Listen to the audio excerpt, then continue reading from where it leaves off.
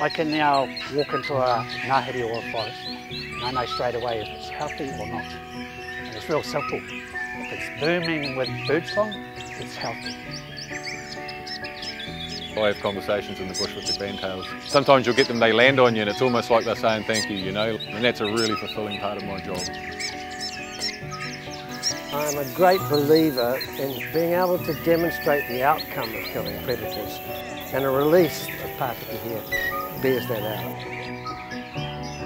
I guess what I do look at is the future generations. My mokupunas are the ones that will continue this hikoi.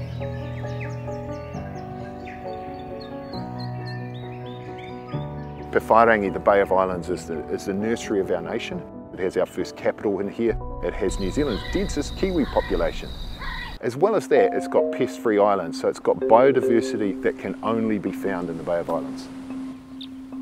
It is home to a lot of hapū, and to name a few, we're talking Patukiha, Ngāti Kuta, the Kapatai, Ngāti Manu, Ngāti Kawa, Ngāti Rehia, Ngāti Torehina. So this project, like all projects, there's a whole lot of people involved in making it happen. So the Northland Regional Council is in the middle of this, hapū are in the middle of this, community groups are in the middle of this, we're helping, Department of Conservation are involved.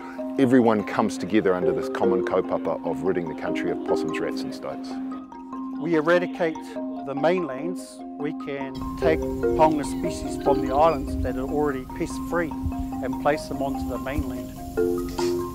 Predator-free rako mangamanga is Cape Red, and that's 3,000 hectares where they're taking out possums. That is being led by Te Rāwhiti 3B2 Ahu Whenua Trust.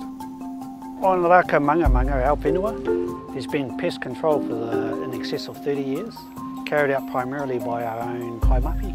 And with the Predator-Free 2050 program, we aim to step it up from pest control to pest elimination.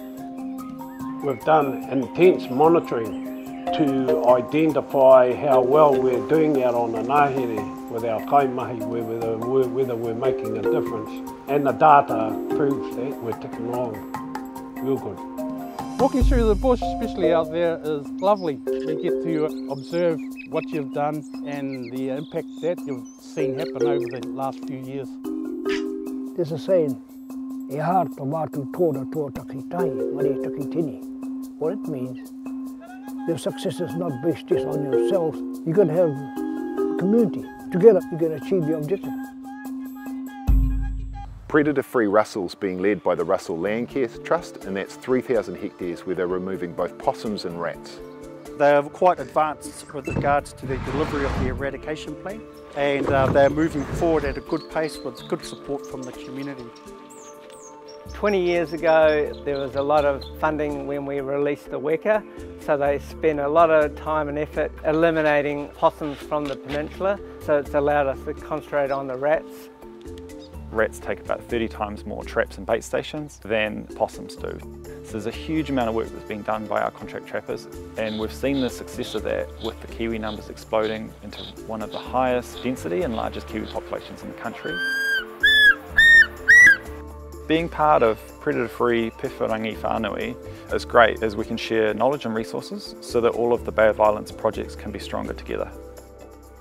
Predator-Free Purirua Mataroa is jointly led by community and hapū, and they're taking out 7,600 hectares of possums and feral cats.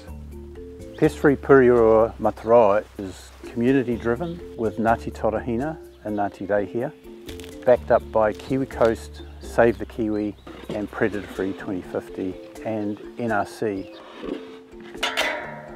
Predator-Free Pēwhairangi will enhance the work that we're doing by adding more technology and boosting the intensive pest control that we've already got going. You're going to see a lot of good things happening out in the peninsula with all the hardcore pest control going on, and there's even rumours of takahe. All of the community have a part to play. We've got professional trappers, but anybody wanting to run a trap in their own backyard is going to contribute. We do have a kaitiaki obligation to see that the birds are given a new starting line so that the populations grow and they'll be able to go to other places and propagate there. Ngāti Rehia is about to start with their pest management plan. What it does, it enhances Ngāti Rehia as a hapū to deliver pest management on their own whenua. Ahu is a shortened version of the word ahure, which is to do with uniqueness, and tai is a shortened version of taiao, which is to do with our environment. So we've just kind of melded both these words together, which has come up with our name, Te Ahu Tai. Being on a hapū-led project compared to any other project I've been on, for me it's unique because I'm part of it, because my people are part of it. So we're moving together as one waka, and I believe that's the success towards these type of mahi. And even if it's a long process, you know, these sort of things take patience and determination to get in the bush and get out there and do the mahi. So the biodiversity gains are wonderful, but there are huge social benefits, and we see communities rallying around this predator-free kaupapa and working really hard. It's been an amazing social as well as biodiversity project. And encompasses te ao Māori me te ao Pākehā under one umbrella. It's restoring hei whakahoki te Māori ki te ngahere. So it's returning the Māori, returning the wairua, returning the ora, returning the life force back to the ngahere. Sometimes we have a job and we're here to set a trap, but within my eyes I don't just see the trap. I see the soil, I see the bird, I see the tree, I see the worm in the soil. So for me it's the whole taiao and it's the full circle. So I have a lot to owe towards the ngahere and the taiao.